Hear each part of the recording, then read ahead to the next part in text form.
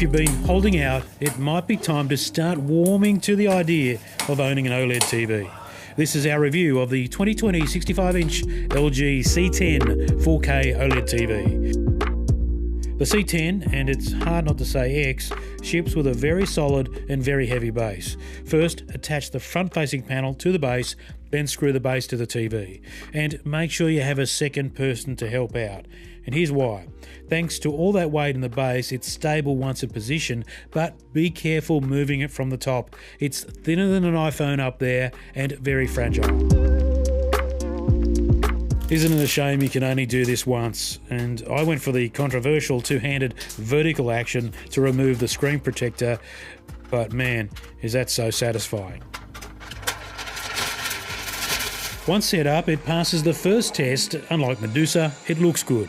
WebOS is one of the best user interfaces you can find on a smart TV. And if you select Home, that's where you'll find all your inputs at one place, including the Internet of Things, like a dishwasher. Think of it like a home page for your TV, and it's nicely executed. From the menu, you can launch the App Store, and that's where you'll find the Fireplace app. That's just one of many that take advantage of OLED's stunning visuals. You can even turn your OLED into a fish tank. It's also smarter when it comes to pictures. The AI in this is pretty clever. I generally do my stuff manually, but what I've noticed is that out of the box, you pretty much eliminate all of that yucky soap opera effect that ruins films that are shot in 24p. So thanks to Tom Cruise for blowing up about that. Tom actually popped up while I was channel surfing and testing free-to-air quality. This upscaling of Star Trek Voyager on this SD channel was impressive, even in the dark scenes. Terrestrial HD news services look sharp, with graphics popping nicely in the lower thirds, which brings us to the touchy subject of burn-in. I have a 4-year-old LG OLED and have no issues at all with permanent image retention. I can't speak for others, of course, but that's my experience. Station logos and graphics can cause burn-in if the TV is left on. That's why LG has a section devoted to screen saving in the menu, including logo luminance adjustment. I'd advise checking it out. There wasn't any live sport on free-to-air channels while I was testing the TV, and it was limited to streaming services. This was Foxtel's internet service box via HDMI. I watched the Mighty Roosters, that's rugby league for overseas viewers, and that's my team of course, in filmmaker mode. And I didn't mind it at all. Generally, this is where you want the soap opera hyper-real effect. On the surface, there's not much difference to last year's C9, but inside, the C10 has LG's new Alpha 9 Gen 3 AI processor. It's faster and smarter. This is what it's supposed to do when the room goes from dark to bright. It lifts the image brightness in the shadows without blowing out the highlights, and this works really well. The self-lighting pixels produce amazing blacks. In this scene in Interstellar, Saturn and the spacecraft Endurance are lit brightly by the sun, leaving the rest of space evenly black. When exposing for star fields, OLEDs will show more because of its self-lit pixels. There's no bleeding into the dark areas and they look pinpoint sharp. But there will always be some blooming from the backlighting process. If you have an edge-lit TV, you're not even in the game.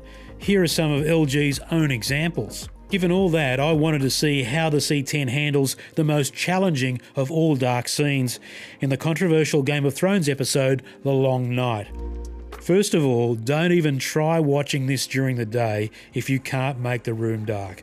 Reflections will be your real enemy. Quick admission here, I actually haven't watched the series, but obviously followed the news about The Long Night and the creative decision to go dark, very dark.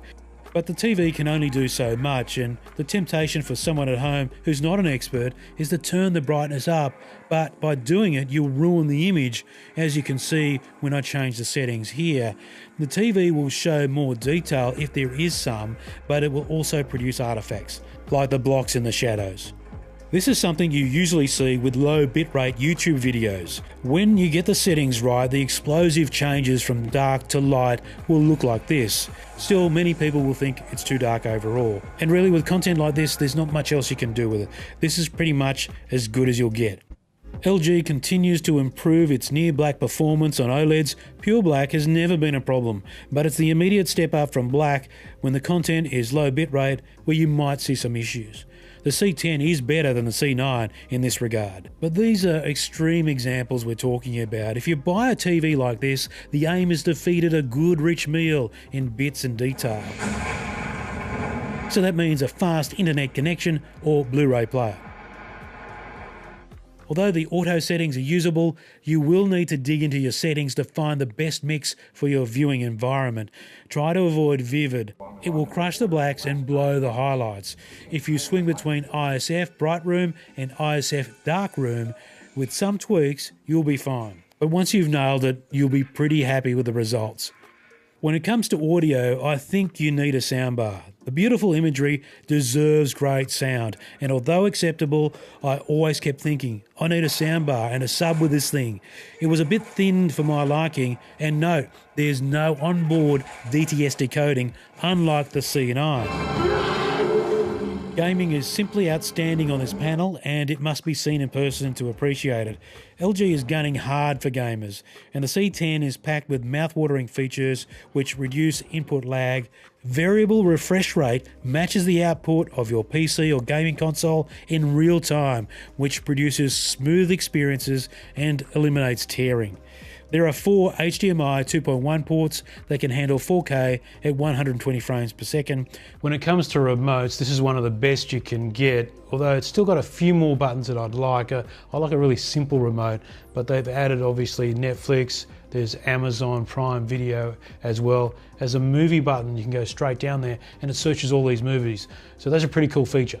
And that brings us to the final question. Should you upgrade? Well, the prices in 2020 are pretty good. For a new set like this, $4,500 is great value. That's because it's already dropped from its recommended retail price of $5,399 Aussie dollars. The closer that price gets to $4,000, the more attractive the C10 becomes. So if you can afford it, I say go for it.